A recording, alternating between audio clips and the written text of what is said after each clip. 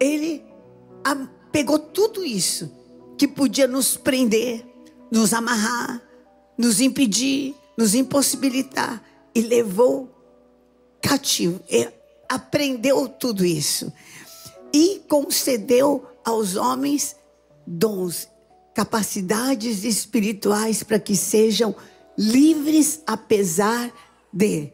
Tipo assim, apesar do vento, da tempestade, eu te dou o dom de andar sobre as águas.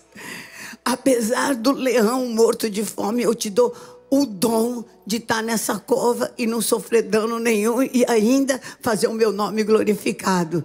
Isso é um dom de Deus. Amém? Então, além dele fazer livre, ele dá esse poder sobrenatural para as nossas vidas.